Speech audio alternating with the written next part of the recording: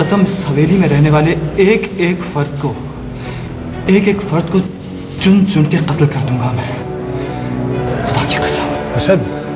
असद तुम ऐसा कुछ, असद मेरी बात सुनो बेटा। असद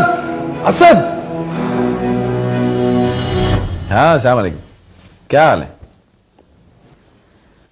हाँ मैं ठीक हूं, तुम सुनाओ। अच्छा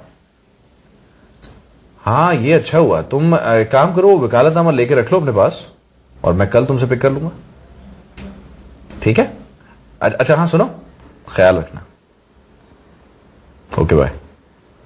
क्या हुआ? सलीम अंकल ने वकालतनामे पे साइन कर दिए। तो इसका मतलब है वो बच सकते हैं? उन्हें बचाने की कोशिश हम कर सकते हैं। कोशिश करो ना। हाँ कोशिश करेंगे, इंशाल्लाह अल्लाह ने चाहा तो वो बच जाएंगे। कितना बड़ा जिगर है बाबा जान का, सारे दुख सह लिए। जवान बच्चों की अर्थी उठाना कोई आसान काम नहीं, मगर बाबा जान ने अपने चौड़े शानों पर ये बोझ भी उठा लिया। ठीक कहती हो रजनी, शायद अल्लाह ने इन्हें इतना मजबूत दिल इसीलिए दिया है, वो अपने बंदों पर उतना ही बोझ डालता है जितना वो बर्दाश्त कर सकते हैं। खैर छोड़ो, ये बताओ कन्हैया लाल तो ठीक है ना? अब तो भले चंगे हैं जी, पहले तो सारा दिन कोठरी में पड़े रहते थे, अब तो कभी कभी बाहर भी हो आते हैं। चलो ये तो बहुत अच्छा है, शुक्र है अल्लाह का। सफदर साहब को तो इस बात का बहुत अफसोस है कि इस साल तुम लोग यहाँ होली नहीं मना सके। खैर देखो अगले बरस से ही। हमने तो होली मनाई नहीं जी, हालांकि अमर तो ढेरों रंग ले आया था, मगर ऐसे में भला किसी होश था कि रंगों से खेलता। ईशा ने तो बड़े प्रोग्राम बनाए थे, बच्ची है ना जी।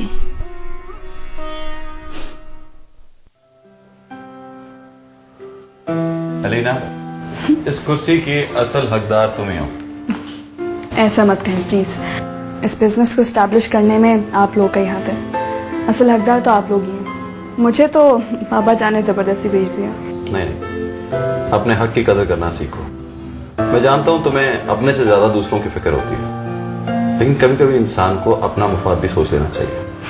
तो फिलहाल मेरा मुफाद इसी में है कि इस बिजनेस को हैंडल करने में आप मेरी मदद करेंगे, बिकॉज मुझे तो कुछ नहीं पता कि ये सब किस तरह होता है। ठीक है, डोंट वरी, मैं यहीं हूँ, जब भी कोई प्रॉब्लम हो, कोई कंफ्यूजन हो, मुझे कॉल कर। Okay thanks.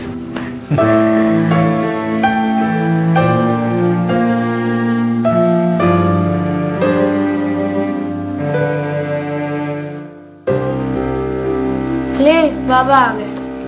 किसका फोन है? Hello hello. मैं कितनी दफा कहा जब बड़े घर में हुआ करें तो फोन नहीं उठाया कर। किसका फोन था? पता नहीं।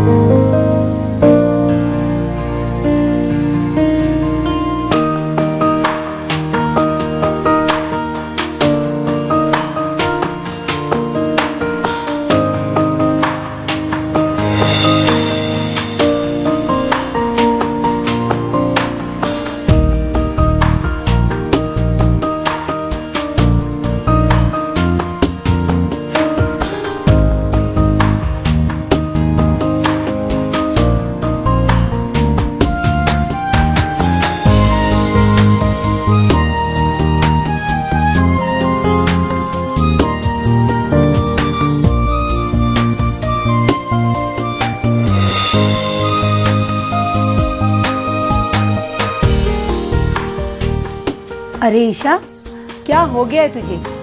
एक होली क्या निकल गई, लगता है तेरा तो जीवन ही निकल गया। अरे मैं तुझसे कह रही हूँ, सुबह से ना अमर को पूछा और ना ही अपने नन्ना जी को खाना दिया।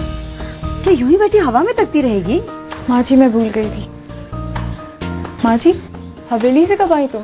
मुझे तो बहुत देर हो गई, पर तुझे होश होता तो पता चलता ना। वहाँ सब कैसे हैं? बस ठीक ही थे। जब तक सांसों की डोर बंधी है जीना तो पड़ेगा ही। सलीम जी का कुछ हुआ? कुछ भी नहीं हुआ, जेल में पड़ा है और अस्मा और असद की हालत भी खराब है। क्या हुआ उन्हें? अरे होना क्या था, राम राम, बुरे काम सब कुछ बर्बाद करके रख देते हैं। माँ जी मैं कल हवेली जाऊंगी। अरे चली जाना चली जाना, अभी उठ अपने नन्ना जी को खाना दे, उन्हें भूख लगी होगी।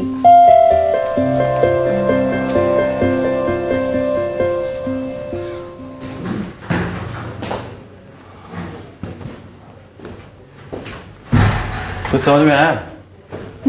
काफी हद तक। अब ये सब डिलीट कर दो। क्यों? इसमें तो काफी हेर फेर है। और ये हेर फेर जो है वो पापा और असद की वजह से था। इसके बारे में हमने बाबा जान को बता दिया। कल असल फाइल लोड हो जाएगी, फिर सारा काम इसी के मुताबिक होगा। वैसे भी हमारे पुराने चीफ अकाउंटेंट आ रहे हैं जिन्हें पापा ने निकाल दिया था। अकाउंट्स वो देखेंगे और प्रोडक्शन का काम तुम संभालना। एक बात पूछूं? पूछो। आप अपने पेरेंट्स, अपने बहन भाई से इतने मुख्तलिफ कैसे हैं? क्यों नहीं होना चाहिए क्या? नहीं लेकिन फिर भी हैरत तो होती है ना। मेरे बाबा जान से एक बात सीखी है जो हर जगह मेरे काम आती है। वो ये है कि अपनी खुशी पाकर कोई असल खुशी हासिल नहीं करता,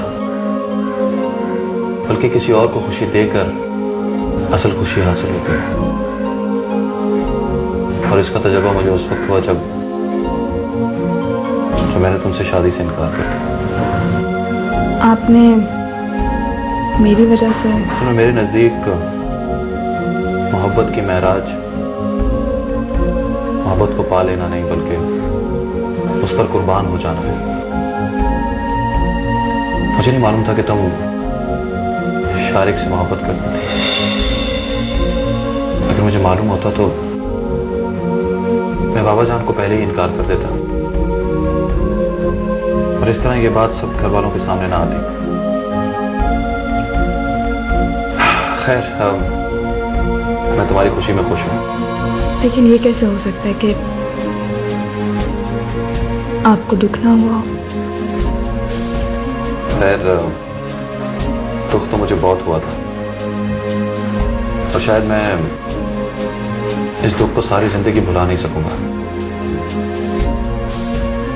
मगर आई थिंक कोई भी रिश्ता बगैर किसी जज्बे के बेकार होता है। आपने पहले क्यों नहीं बताया? शायद इसीलिए कि मोहब्बत करने वाले को ये यकीन होता है कि दूसरा उसी का है, वो भी उससे मोहब्बत करता है। अच्छा, लंच तुम मेरे साथ करोगी क्योंकि साजदा मामी ने हम दोनों के लिए लंच भेजा है, ठीक है?